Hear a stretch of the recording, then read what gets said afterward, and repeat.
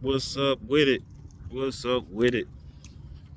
Out here enjoying this beautiful morning. Out here feeding these ducks.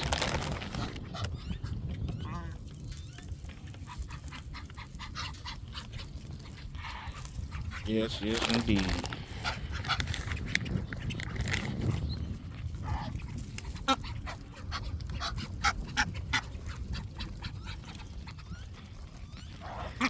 So what's up with everybody this morning? Hoping everybody having a good morning, good day so far. A few things I wanted to get into.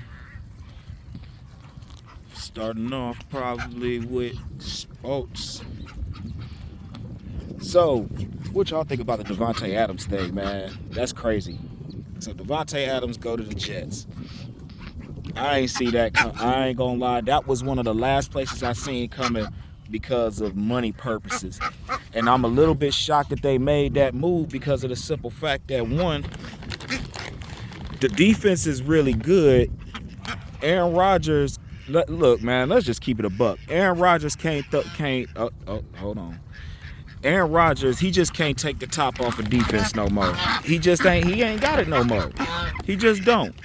And it's all good because it happens to the best of players, man. It happens to the best of football players, man.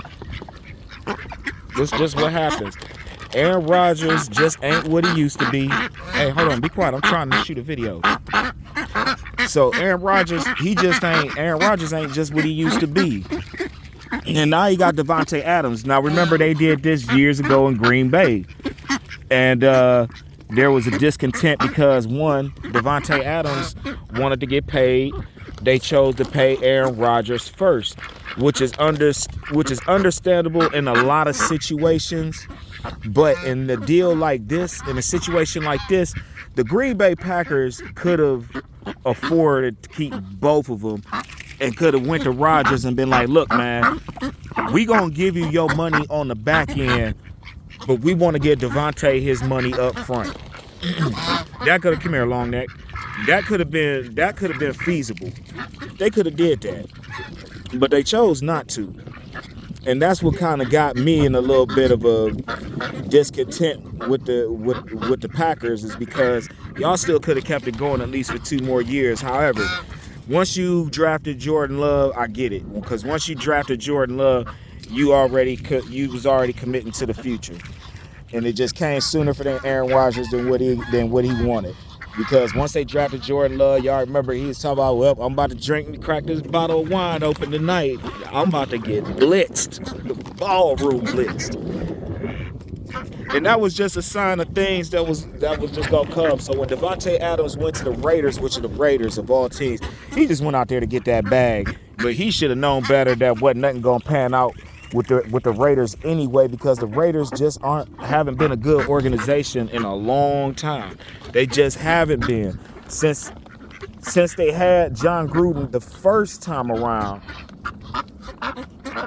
And how they lost that Super Bowl to Tampa Bay because Callahan gonna run all his plays. That was the craziest Super Bowl ever, because Callahan was running all the John Gruden's plays, and John Gruden knew all the cadences and code words and everything. They didn't do nothing to change that up, but that's a whole nother story. So anyway, Devante Adams goes to Raiders. Obviously, it don't work out with him and Derek Carr. So then Aaron Rodgers, after after he got that contract, he stayed like 2 years, and then he was like, I'm out.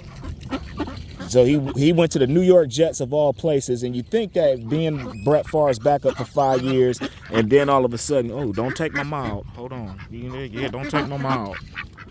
But you would think the fact that Brett Favre, you think the fact that that when Brett Favre went to the Jets, that you should have already known right then and there that, like, you see how that worked for him, which it didn't. He ended up going back to Minnesota.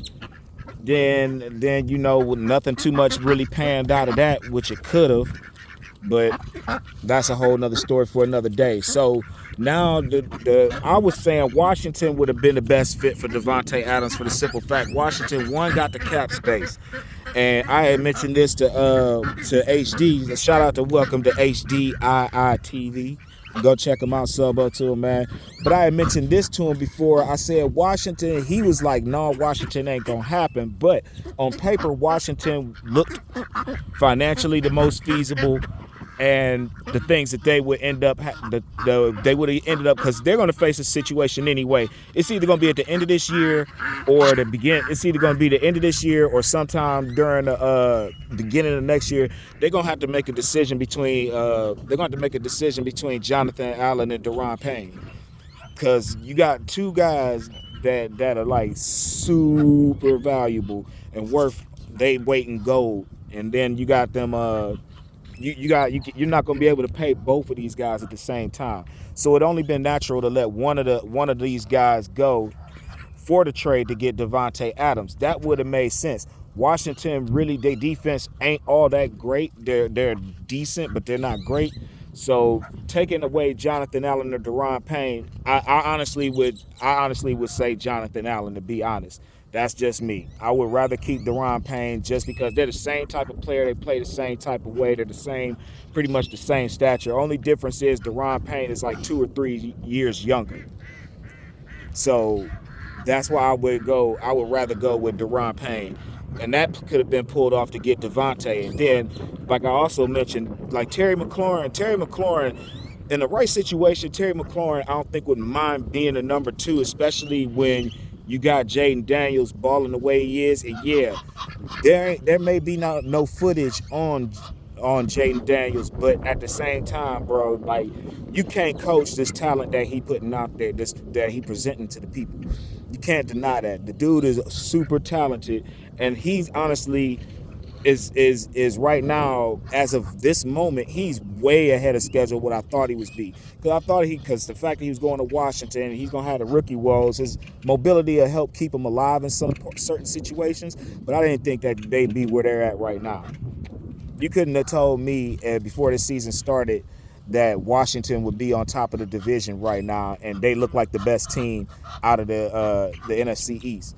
The NFC East is garbage anyway, but still, that's still a big thing for Washington, because Washington ain't been relevant in forever. So the fact that Washington ended up not making the move to get Devante Adams, which I think that would have been the best move. That would have bolstered their offense. It would have opened up more shit for Brian Robinson as well, in my opinion.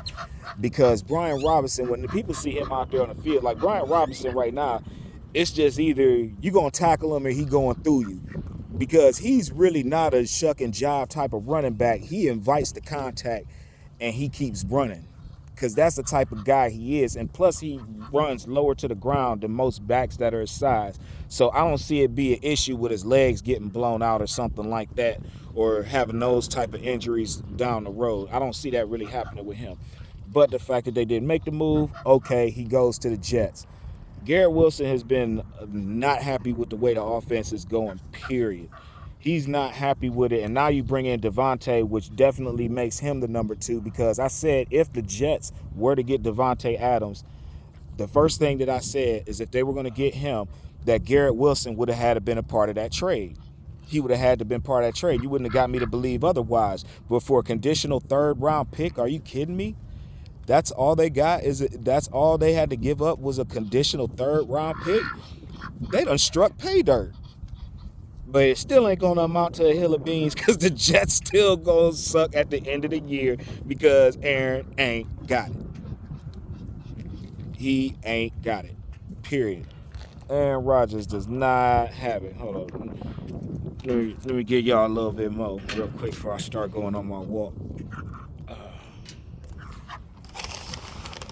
Yeah, so to me, him going to the Jets, to me, honestly, is neither here nor there with me. Here come my boy Big Mallard. Limpity limp. Here you go, dog. Yeah, so with him going to the Jets, it still ain't gonna amount to much, because they're still gonna have the same struggles. You get rid of Saleh, and I'm not gonna say Saleh's not the best coach, but hold on, Big Mallard.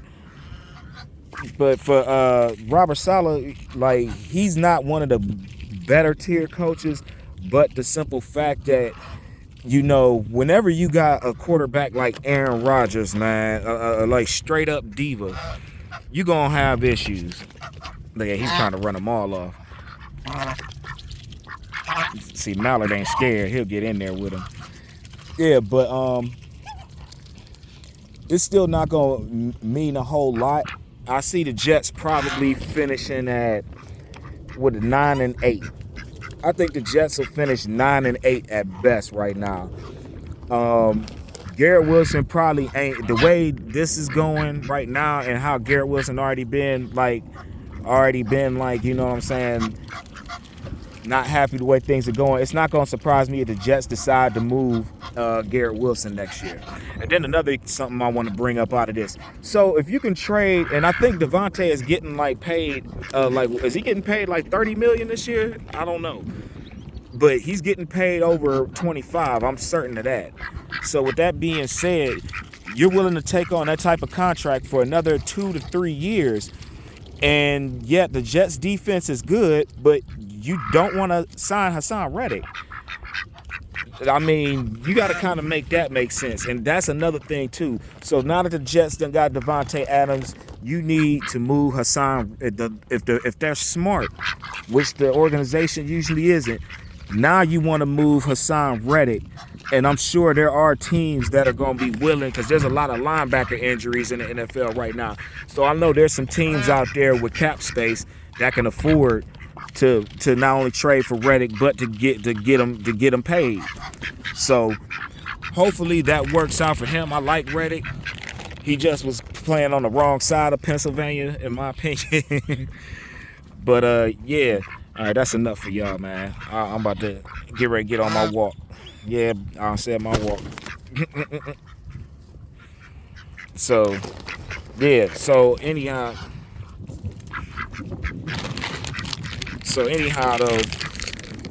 though, now with the Raiders got back its condition, I think if Devante put up a certain amount of numbers, I think that third round, my guess is that third round turns into like a second or a first. That's my guess. Since they say it's a conditional third round pick, so this is basically sounding like something that's going to be incentive based more than anything for them to benefit out of this trade. So one thing I know they hoping for is that they hoping Devante ball out so they can get possibly a second or a first round pick out of that conditional third. I think that's how it can work. So if that's how it's gonna work, that'll be great. That'll be great. Man, it's a nice ass day up here. Yeah, so the Jets ain't gonna be no better, for one. I don't see. Obviously, the Raiders, they're not trying to do anything. They can't do anything. And unfortunately, I think Antonio Pierce ain't going to last long. He going to end up being the fall guy to why this whole thing don't work out with the Raiders. And it's just like at the same time, it's like, how can you honestly be mad at him when, once again, he's not given a whole lot to work. He's not given a whole lot to work with. So you don't give this man a whole lot to work with. It's just like, what do you think is going to happen? They was banking on defense this year, but it's just like Max Crosby can only really do but so much when he doesn't have a lot of like super solid help on the line. And see, that's another thing too. They scheme is wrong.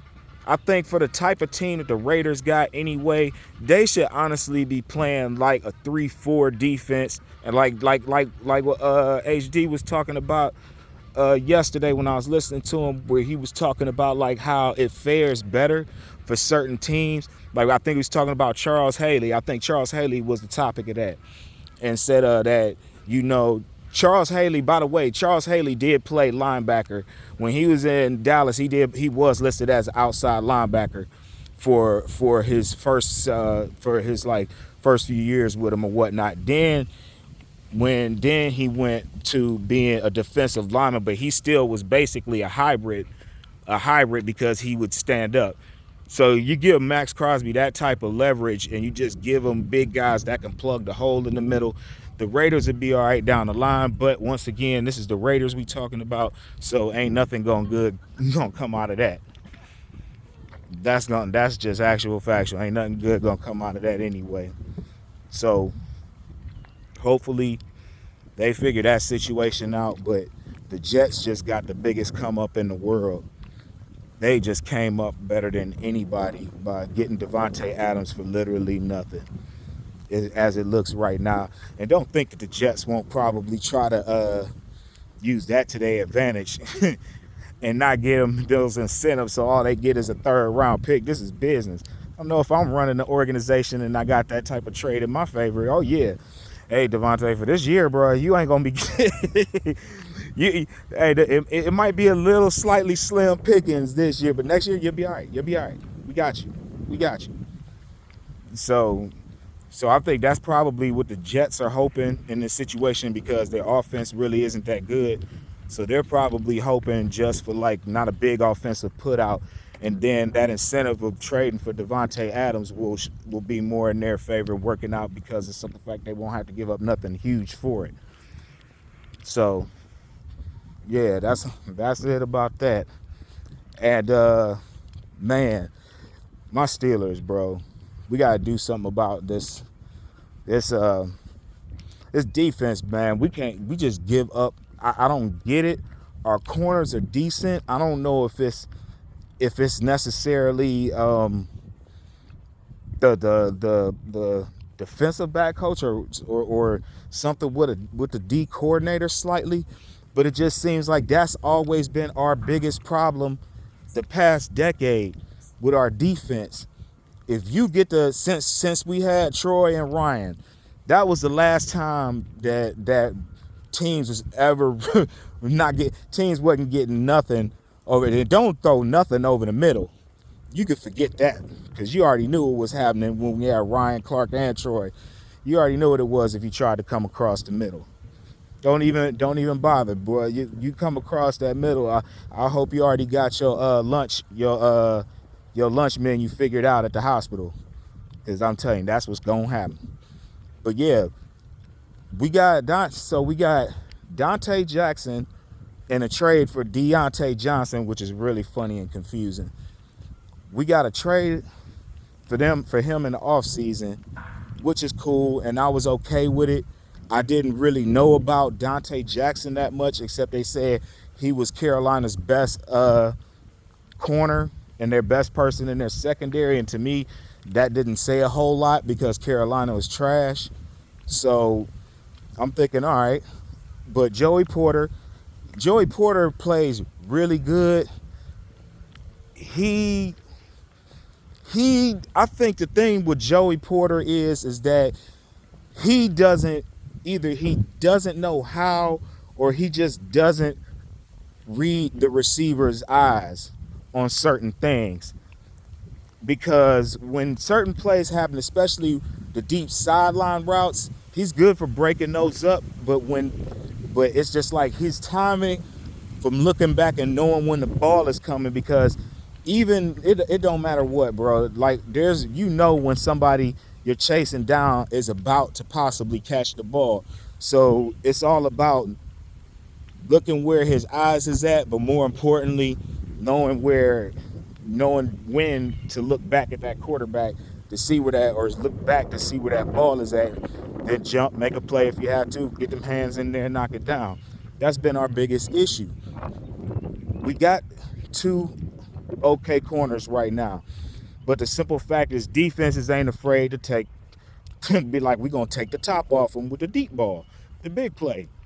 And that's what we always get beat by, which obviously makes things tough for us to stop the run, because now you got our middle linebackers more so trying to play zone and looking at what's coming over the middle rather than focus on what's coming up the middle.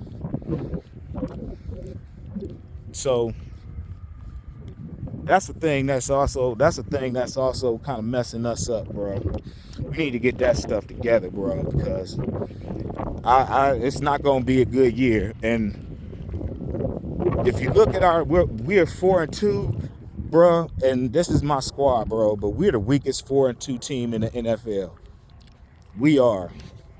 And it's not a discredit to what Justin Fields has been doing so far, because honestly, if we didn't have Justin Fields, honestly, right now, I think we'd be like, we're 4-2. I think at best, you flip them numbers around, or we'll be 1-5 if we didn't have Justin Fields, because he kept us in a lot of games and won games for us with his legs, and also the fact that what he did where we was down, we should have never lost that game to the Colts. First of all, don't know how that happened, but it is what it is.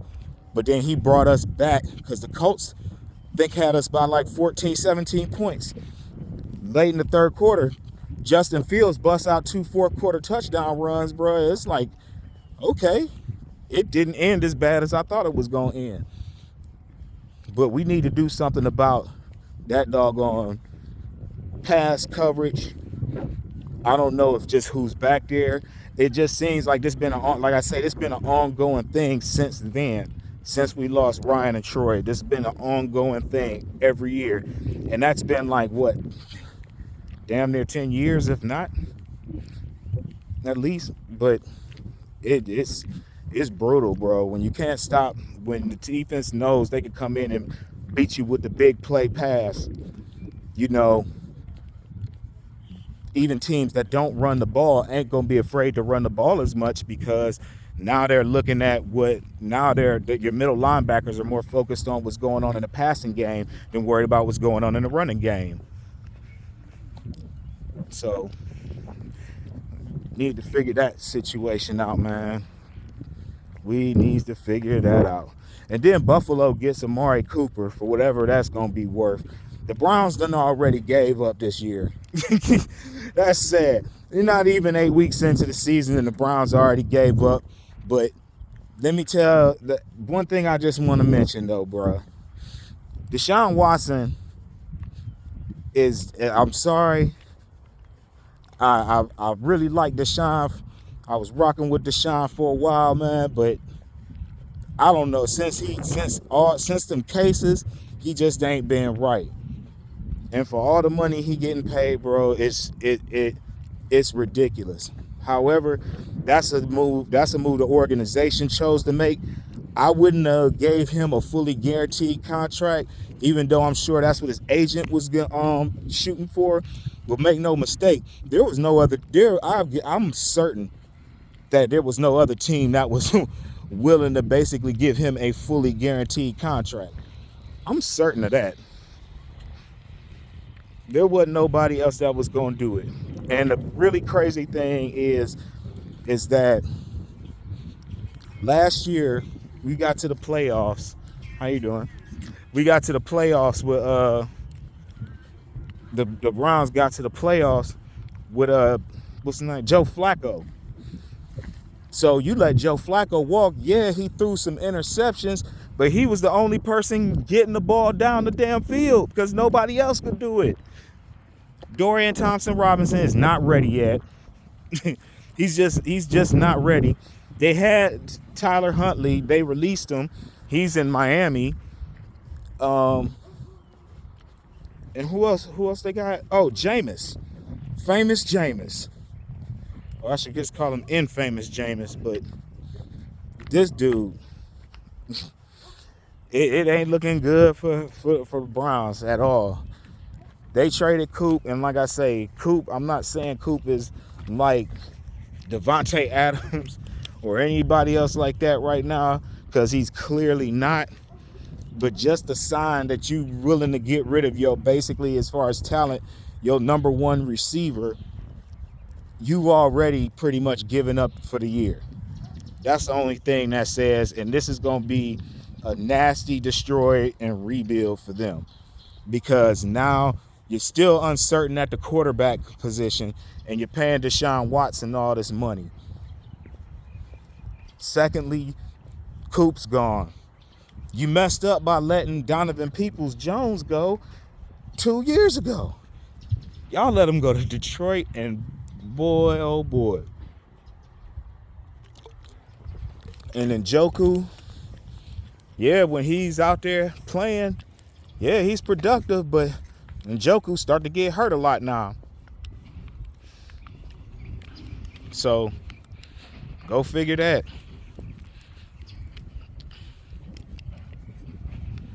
Yeah. Yes, sir. It is a beautiful day for a walk.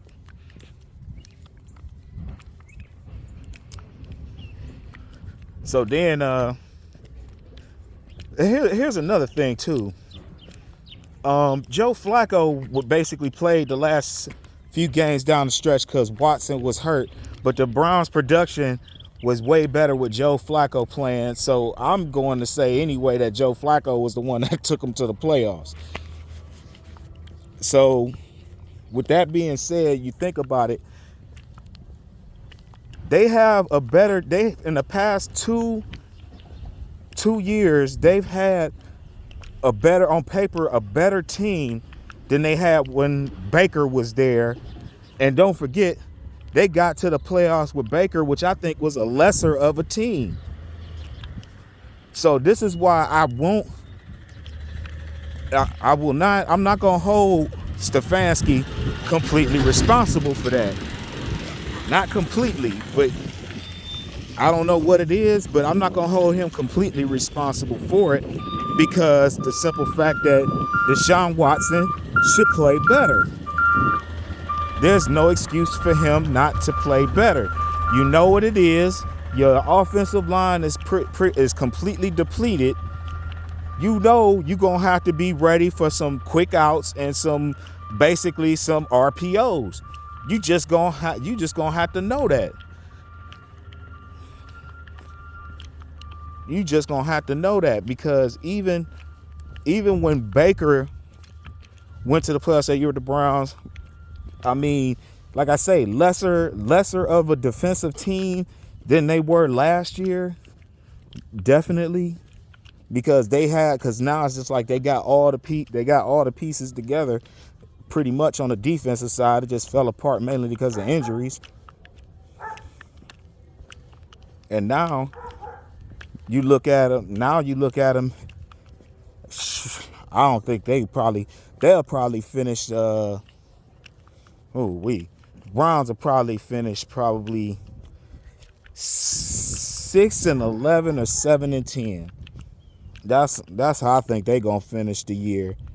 Baltimore obviously gonna win a division. It's gonna suck when we got to play them the first game, but it is what it is. Lamar having a good year. Derrick Henry looked like he resurfaced, and I knew that's all it took was a change of scenery for him because Tennessee. Look, he wasn't gonna bring Tennessee no championship because Tennessee didn't have anybody really outside of that. I mean, for real, let's keep it a bean. He kept Ryan Tannehill looking good.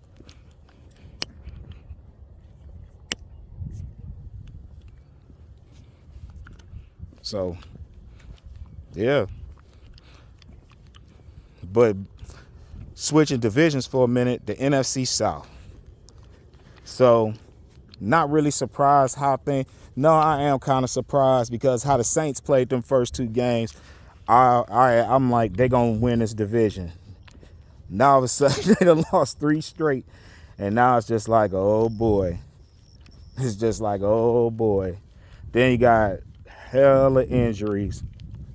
And Tampa Bay is either hot or they just completely trash. So I'm not Tampa Bay, not even worried about them. Tampa Bay is not going to be. I don't see Tampa Bay being a threat at all. They'll finish with a good record. They'll win the division more than likely, but I don't see them like making any noise because when it matters the most, the boy Mike Evans, he can't play. The boy can't play. Then Baker get happy feet. Oh, what you gonna do when Baker get happy feet on you? That's just the history of it. Yeah. So Carolina still gonna be trash. Ain't even no need to even talk anything about Carolina. The Falcons. The Falcons are probably going to, and I think the Falcons going to be the future of that division because of what they're working with right now. And I don't know if they got different. I don't know. It's some differences of opinion started setting in and getting the right things going right now. Because, like I say, Atlanta's still to me is looking pretty good. I could see Atlanta winning 10 games this year. I could see Atlanta winning 10 games this year. I don't think they're going to have the best divisional record, but I think all the teams outside of their division, they're going to play. They're going to, put it to a lot of them.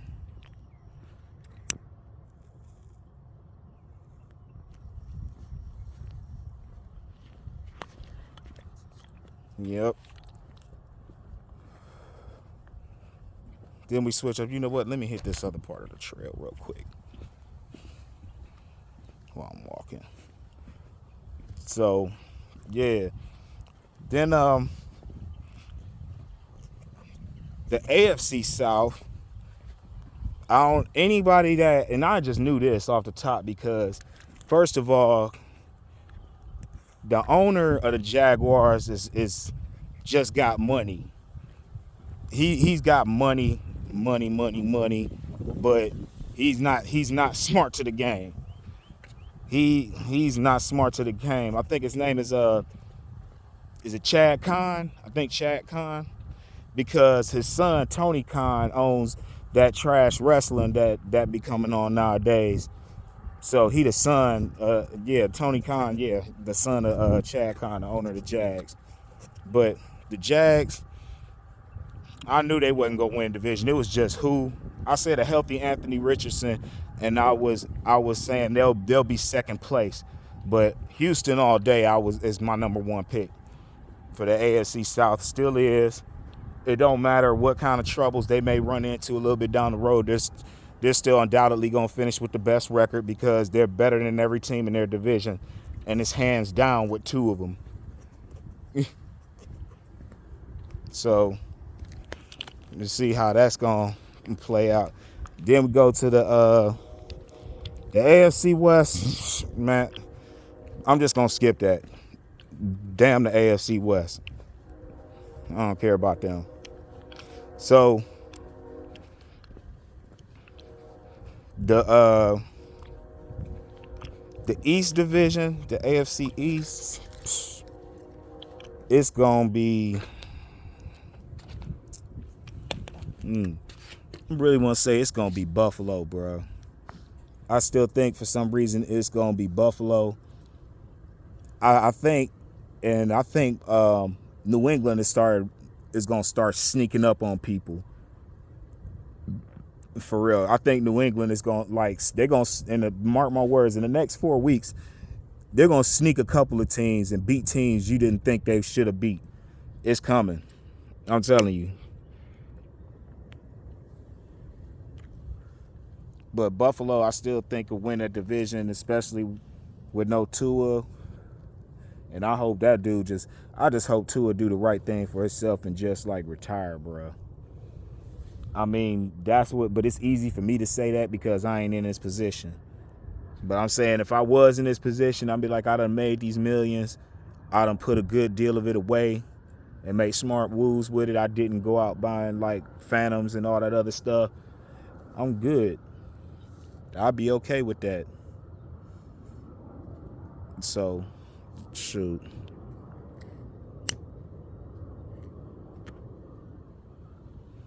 I would be okay with that.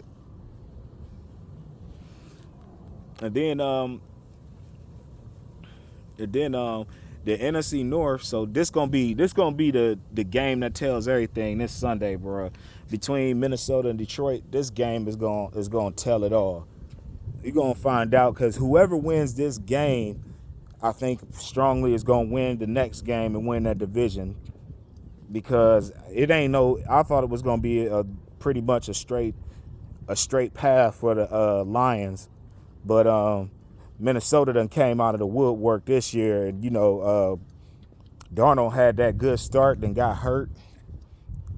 So we'll see how that pans out. But man, Minnesota's defense is just crazy. Their defense is crazy, bro.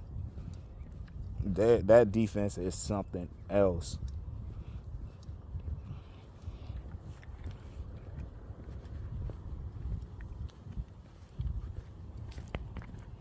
Yeah, but Chicago's gonna still be Chicago, and it ain't no knock on Caleb Williams, but Chicago isn't a very smart organization, and they haven't been in a very long time.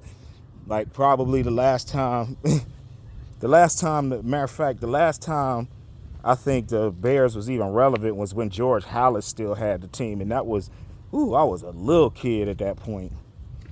I was a little kid, like, cause the lady that run the team, or the lady that's basically ahead of it, I think it's his granddaughter. I'm not sure, his daughter or granddaughter, or whatever. But she don't know how to make moves, and she one of them old school people that you can't tell her she wrong about making certain moves about things and stuff like that. Like, basically, the Bears basically had to rebuild. The Bears have been in rebuild mode for like since the year Rex Grossman got them to the Super Bowl. Good Lord, that was like, what, 2000, early 2000s or whatever. But man, that was the last time the Bears was even actually relevant. And you wonder, like, you go through all these coaches, you go through all these players. After a while, it starts showing that the problem ain't the people you've been getting rid of. It's the people that's up top that need to be either gone or shifted around. You ain't getting rid of the owner, obviously. But the owner need to start figuring out, am I here to, everybody's in the business to make money. I get that. But at the same time, look, there's certain things, if I don't know it, I'm going to find that person that do know what I don't know and have to have, them make certain decisions. But obviously I be in on the decisions and listen in to make sure everything on the up and up, or what I feel may be on the up and up. So, yeah, the Bears just ain't got it. The Bears just ain't going to ever. I can't see the Bears being relevant, at least for another 2 years. Another 2 years, they may start making some noise. I don't see them doing nothing this year. And next year is going to be even crazier, because obviously they're not going to keep Keenan Allen, but you done made these moves. You done traded to get DJ Moore, but then turn around and get Roma Dunze. And I'm just like, bro, you don't even got a quarterback to throw them the ball yet, and you already stacking another receiver out there with your number one, who wants to be your number one. I'm just like, okay, that pick didn't make any sense. Because I'm just like, Caleb Williams, Caleb Williams got some talent to him, but the one thing I noticed about him back in this, like I say, when he was playing at USC, there was certain games where he'll just mentally check out, and he'll just be like, F it, and completely check out the game. Won't even care if team win or lose. I seen a couple of games where he like gave up.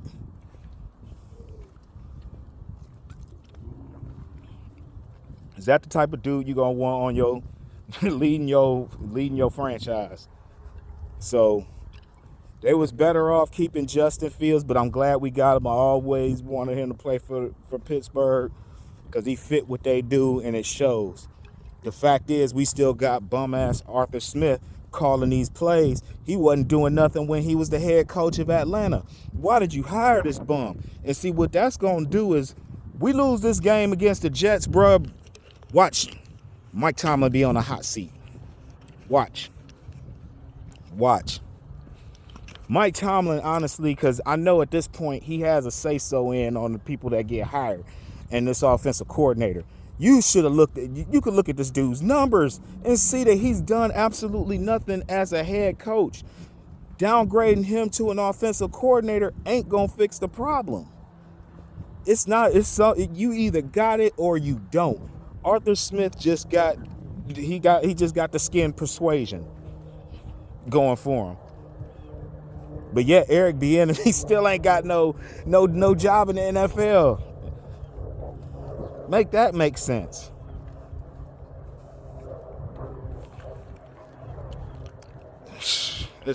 crazy.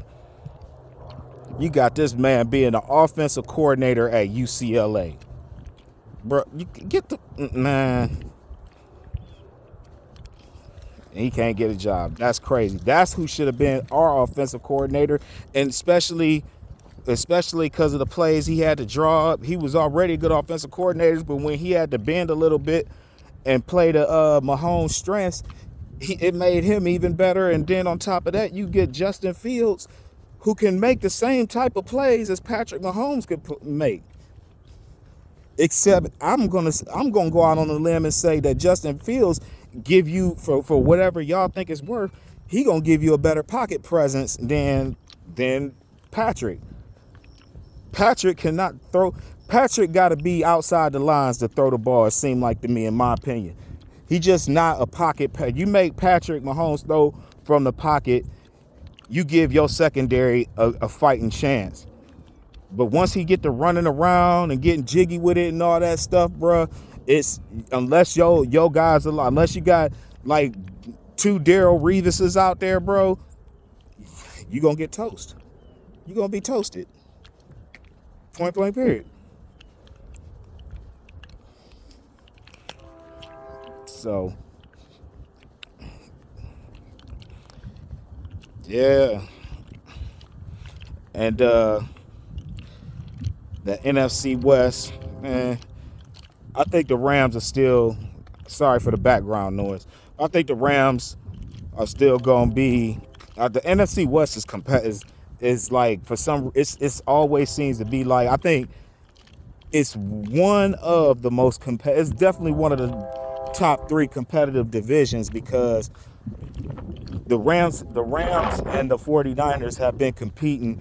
And then you still have Seattle, which isn't completely off the map, and Arizona.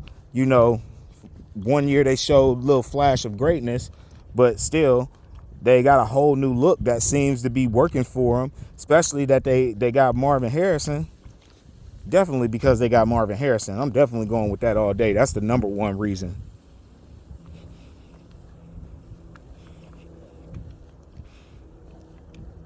And so, yeah, it's nice. This a long trail too, y'all. I'm not even gonna walk the whole trail. I'm about to actually go a little bit and then turn around.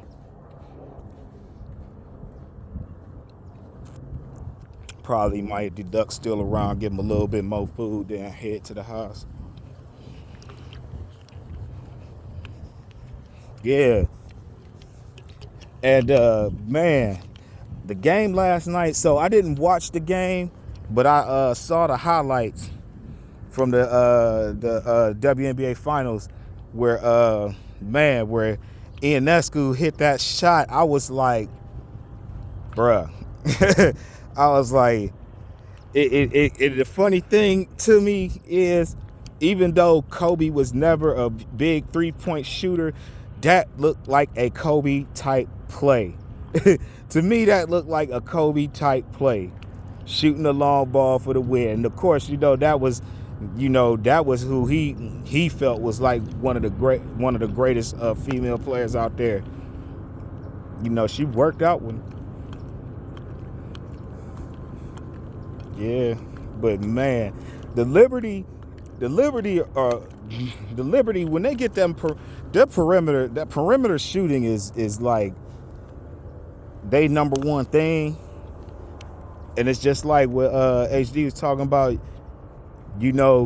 If you stop the hustle game of Jocko Jones, then you can stop them, because you're forcing the perimeter shot more. But it's just like, it be days, and this is why they got the record that they got. It be days where it don't matter. You can still do that. Stewie gonna hit her shots. Sabrina gonna hit her shots. Everybody else gonna hit their shots. It doesn't matter. That's why they're where they're at. But Minnesota gonna get back on track this next game. I think they're gonna win the next game. I think they're definitely gonna win the next game. I think Collier gonna go all the way off on the next one. So, yeah, man.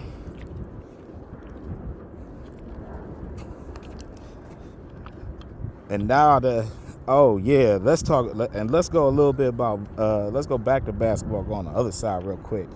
So what y'all think about what y'all think about all the scrutiny that's happened to the chosen junior? Like personally, me, like I say, I know a kid is a kid, but I'm not gonna back down from scrutiny, especially like I say, when his daddy boy, with LeBron should have never went that tweet. He damned his whole son NBA future from that one tweet saying that he better than half of these dudes in the NBA. Bruh, come on. We see what's going on. We see what's going on. Like he's not good at all. Like I say, he a G leaguer. He's a G leaguer at best. Sending that boy down to the G League, but it ain't gonna happen because they guaranteed him a contract. And I know it's gotta suck to be a Lakers fan, because it's just like, especially if you like in the 50s, in your late 40s or early 50s, because y'all done seen the glory days, and it's just like, I know it sucked to see what came of this organization, especially Jenny Buss, the damn thought bot. Man, I ain't gonna even get, man, oh man. All right, man, bro. All right, man. Alrighty, it's some stuff that you just know how people present themselves. You know what's going on behind this. You just know certain things that be probably going on behind the scenes with certain people, and she's one of them, bro. Where it's just like, she do like them brothers, and giving LeBron a safe space. Like for real, that is crazy. So we'll see what happens we see what's gonna happen with that. But the Lakers, I don't think the league gonna push them to a play-in, because they're not even gonna be good enough to actually make the playoffs. They'll get pushed to the play-in, then they'll get embarrassed in the first round like they always do. And so it's like, at this point, why bother even promoting him at this point in time, where there's a plethora of talent through the whole league, and it's not like they're promoting any of it. And it's the same way with and that's the thing that angers me about the W. It's just like, I'm looking at the games that I want to see. I want to watch Chicago Sky games because that's my squad. And like I say, I've been a Chicago Sky fan since back when they had Sylvia Fowles and Kiana Chaney, when they both got drafted the same year out of LSU, 2007. That's when Candace Parker came out, because that's the game that I went to. I took my daughter to a WNBA game. Her first WNBA game was the Chicago Sky against the LA Sparks. And she wanted to get, like before the game even started, like when people was out there doing shoot-arounds, and we was like close to the front, and Lisa Leslie was talking to the lady at the scorers table, and I said, that's Lisa Leslie, she's a legend. I was like, you want to go get a picture with her? You want to go say hi to her? And she was like, she scared me, she's so tall. So she didn't. I'm like, girl, come on. And she was just like real chickeny about it, so I left it at that. But yeah, I've been a Sky fan for the longest, bro. So yeah, and it was crazy, because one thing that happened in that game ended up affecting the majority of Sylvie Fowles' career. That was the first game. I think it was her first or second game. I can't remember. But she broke her leg, like on a fast break, I think, and she went to go lay the ball up, and she got like kind of shoved, but she was running full speed, and then when she went to the ground, her leg had hit the the pole that holds the goal up. Her leg had hit that pole, and then they had to like two-man her out. And I was just like, dang, she ain't even get started yet. And the thing is, ever since then, she's had issues ever since that. But she was a defensive monster out there. Yeah, man. But like I said, they don't even show these games like they should be showing All they want to do is promote the goddamn Indiana Fever, and that pisses me off because it's just like, okay, dude, like it's just like they not even putting in your they doggone using a custom die cutter and stamping your face over and over again with this Caitlin Clark stuff, bro. Look, she's a good player, no doubt. Is she gonna be a Hall of Famer? Maybe. Who knows? The one thing that I said is that, like I say, it's people that come out of colleges. There, and on the women's side, look, I'm just gonna keep it a buck. If you don't play, if you don't play, Candace Wiggins was one of the exceptions over the past 15 years, where it's just like, if you ain't come from the ACC or the SEC, you can't ball, because them is the ball in this conferences on the women's side, and have been for quite some time. So it's just like, you'll get your Notre Dame up in there sometimes. When Skylar was there, you get your Notre Dames up in there. You get your Candace Wiggins Stanford team up in there. You know what I mean. You'll get some of that. But for real, like the SEC and the ACC, they just be getting it done. On the women's side of college hoops, they be getting it done. The Big Ten isn't really, and that's another thing. I'm from Big Ten country, and even I gotta admit that, like, the Big Ten on the women's side is not big at all. It's not. It's just what, Iowa, that was just then, and what, maybe Purdue, and what upsets me is Ohio State will get a player that makes it to the WNBA, but can't do it on the lower level to push the team. But Ohio State basketball is trash anyway, on both sides. I just face the facts. It is what it is. But more WNBA players make it to the league from Ohio State than NBA players, especially over the last 20 years. So, yeah. Let me get that going over here. So, it's just like, when I want to watch something, I want to watch it. And it's just like, I want to be able to have variety of what I want to watch, especially if it's a sport I like. It's okay to push your stars, but it's just like, it's on a completely different level. And they pushing the stars, but they not pushing all these. They pushing, only person they pushing Caitlin Clark for the good. They pushing AR for the bad. That's what they want to make it seem. And I still don't understand how you make all WNBA first team and you led the league in turnovers. Make that make sense. When was the last time somebody bring me a stat of the last WNBA or NBA player that made all first team that led the league in turnovers? I need to see a stat on that, because that had to have been a first. Because that's one of the top criterias of being all first teamer, is you know how to hold on to the ball as well as score and do all the other things that you need to do. But that was crazy when I saw that. And I'm like, wait a minute. Okay. So led the league in turnovers. We're not going to, you know what? I was going to try not to, I got to do it. I got to do it.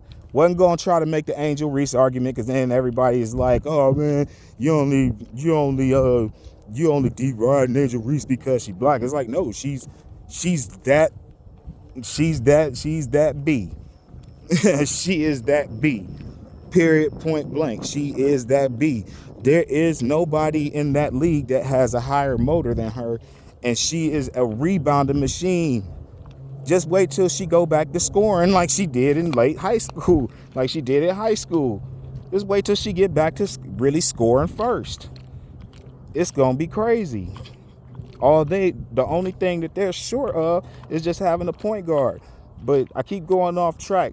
But it's like every time that I looked when I wanted to watch a WNBA game, when I wanted to watch a Chicago Sky game, unless it was against the Indiana Fever, and there was one game against the Las Vegas Aces that they did have on what was it, on NBA TV. They did have that one game on there. But unless they was playing an NBA Fever, there wasn't no ESPN or no major network that was covering it.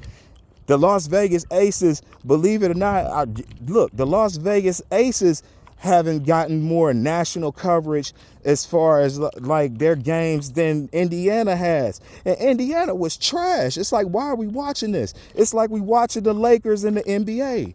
Why are we wasting our time?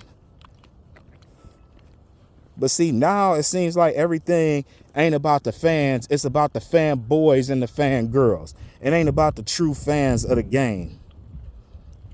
And it hasn't been like that for quite some time. So make some doggone sense.